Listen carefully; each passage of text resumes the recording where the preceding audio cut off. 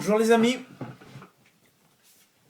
nous allons faire une petite vidéo qui va porter sur les erreurs médicales en Afrique.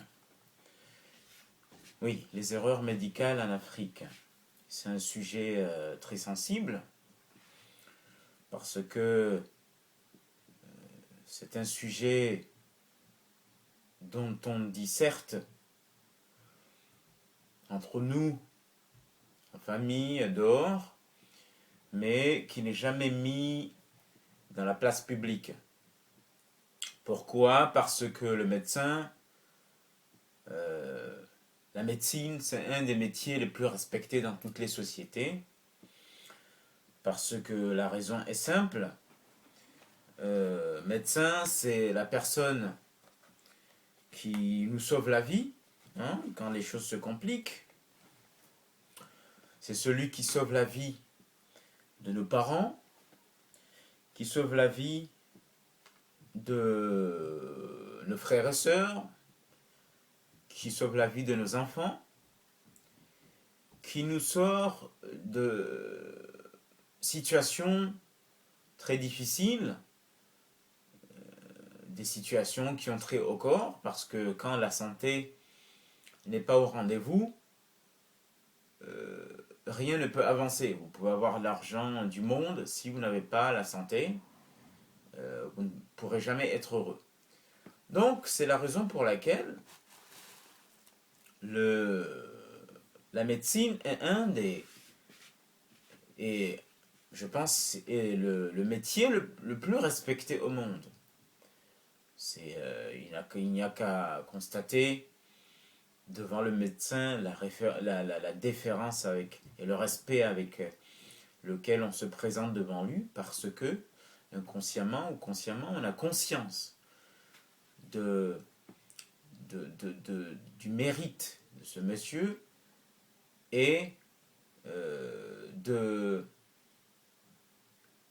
la responsabilité qui est la sienne et de son rôle essentiel dans la société, dans nos communautés.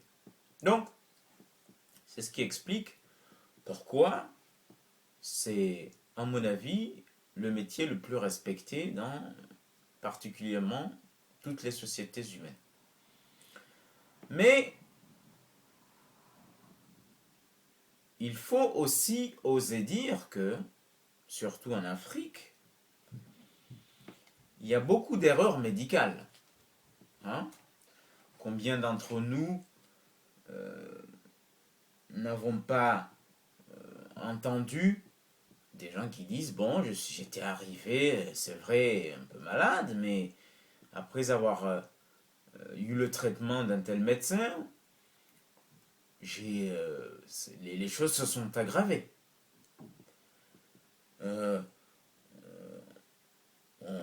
Beaucoup de gens peuvent citer des exemples de gens qui avaient un sein qui est censé être malade, qu'on devait enlever, et qu'on est parti enlever le sein qui était sain. D'accord? C'est pareil pour un rein qui était censé être malade, on est parti enlever le rein qui était sain. On s'est trompé de rein en Afrique. Hein? Ou bien une césarienne qui n'avait pas lieu d'être. Hein? On s'est précipité pour aller faire une césarienne alors que ça n'avait pas lieu d'être. Voilà. La dame ou la personne enceinte aurait pu accoucher naturellement. On a fait une césarienne, hein, qui a provoqué des problèmes par la suite. Ou bien, combien de personnes ont été malades et qui sont partis voir un médecin qui a fait un diagnostic, qui a prescrit des médicaments ou qui a fait une intervention et que par conséquent, on a constaté que les choses euh, ne se sont pas améliorées, mais la santé s'est détériorée de plus en plus, et qu'après l'avoir évacuée à l'extérieur, en Europe, les médecins européens, français, se sont rendus compte que, le diagnostic était mauvais, que l'intervention ou les médicaments qui ont été prescrits ont provoqué d'autres problèmes qui étaient évitables. Ou bien une personne qui est partie consulter pour une simple intoxication alimentaire et qui s'est vu passer sur la table d'opération.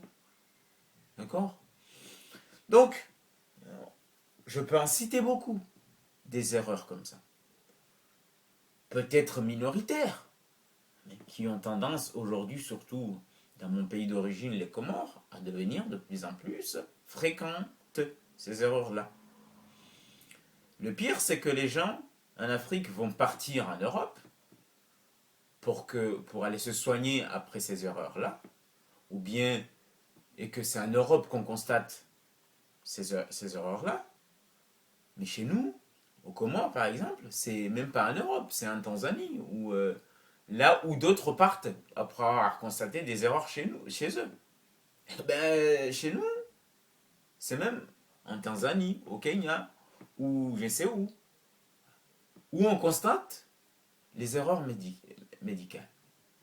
Donc c'est vous dire que c'est encore pire, hein, parce que c'est les mauvais du continent africain qui constatent les erreurs des Comores, alors qu'eux-mêmes on leur reproche de faire des erreurs qui sont constatées en Occident. Donc, alors il faut se demander pourquoi ces erreurs-là. D'abord, il y a l'appât du gain. Hein, il y a l'appât du gain. Quand on dit qu'on va faire une opération à un patient, la famille va se mobiliser parce que vous allez payer un peu plus que si il avait fait juste une, comment dire, que vous allez payer plus que si le médecin avait prescrit juste des simples médicaments. Donc il y a là l'appât du gain. Et ça doit être puni sévèrement parce que c'est fait volontairement pour gagner beaucoup plus d'argent. Hein? Donc on prend les patients comme des animaux. Hein? Le plus important, c'est de faire entrer beaucoup plus d'argent. Aussi, il y a un problème d'incompétence. Problème des compétences parce que, je prends l'exemple de chez moi, je pense qu'on accepte tous les diplômes venus de partout, sans se demander si la formation qui a été acquise dans un pays extérieur est une formation solide pour laisser la personne exercer. Hein, la médecine, je vous rappelle que ce n'est pas la sociologie, où on peut se permettre de se tromper. La médecine, c'est jouer avec la santé des gens, c'est jouer avec la vie des gens.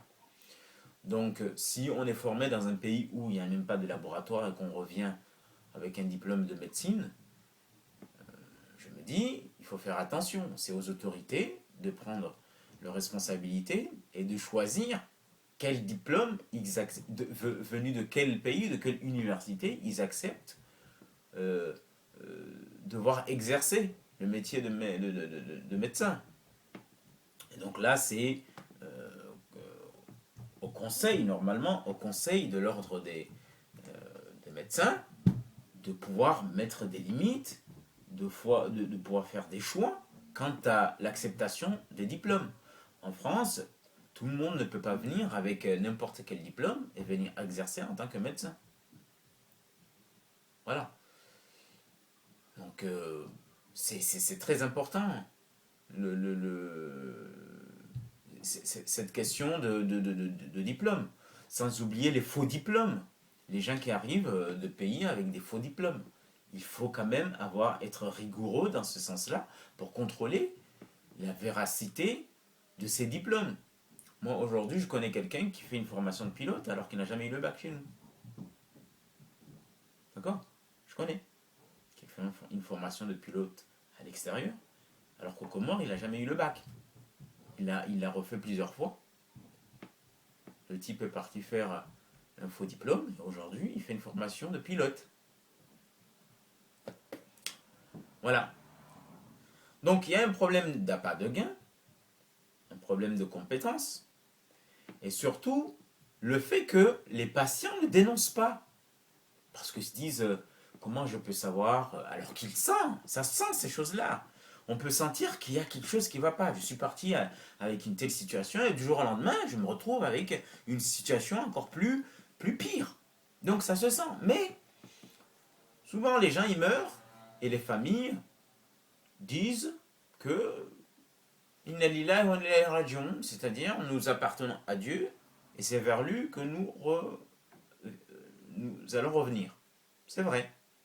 Mais Dieu aussi a dit que toute chose a sa cause. Donc, oui, on doit tous mourir. Mais il y a des causes. Il y a des causes. Et donc, je pense que les gouvernants devraient faire en sorte que le patient puisse saisir le procureur, ou je ne sais pas quelle juridiction, et au procureur d'amener le dossier devant le conseil de l'ordre des médecins qui doivent être...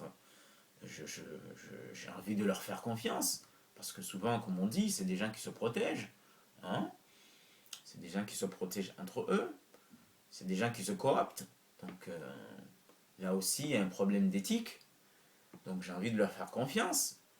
Si le procureur leur présente un dossier, qu'ils puissent analyser le dossier médical de la personne et voir comment il a été pris en charge et ce qui a été prescrit et comment il a été traité pour lutter contre ces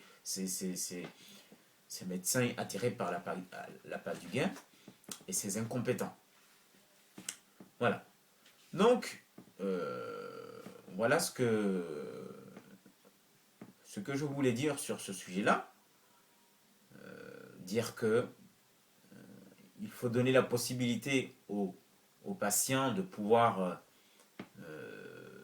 se plaindre et porter ce dossier devant des juridictions et sanctionner sévèrement ces médecins attirés par l'argent, hein, au détriment de la santé de leurs patients.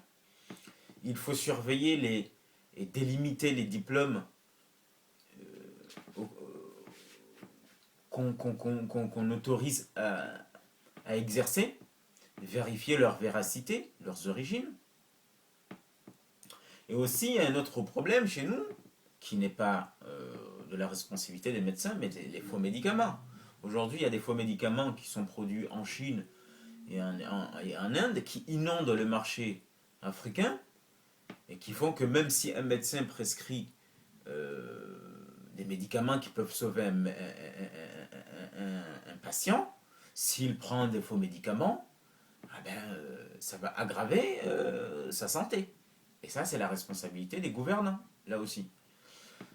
Et c'est un sujet très essentiel, parce que de plus en plus, on constate des morts subites. Alors, l'argument qu'on nous donne souvent, c'est que, oh oui, mais les gens, ils arrivent souvent trop tard. Mais c'est toujours trop tard. Quand la personne vient voir un médecin, c'est parce que la situation, il commence à sentir que ça devient un peu plus grave. Donc, dire qu'on arrive trop tard, c'est un faux argument. Et c'est tout à fait humain. C'est quand ça commence à devenir un peu alarmant pour des gens qui ne sont pas des hypochondriaques. Hein, ou des chouchoutes qui se disent bon, je vais pas aller voir un médecin parce que j'ai un petit. Voilà, on y va parce qu'on sent que ça devient. Voilà, donc. Et le médecin est là pour ça, quand ça devient grave aussi. Voilà. Donc, même s'il faut encourager le fait qu'il faut voir le médecin rapidement, ne pas attendre que ça soit trop tard, mais c'est aussi un faux argument et c'est une façon de contourner le problème ces erreurs médicales qui sont de plus en plus nombreux dans le pays africain.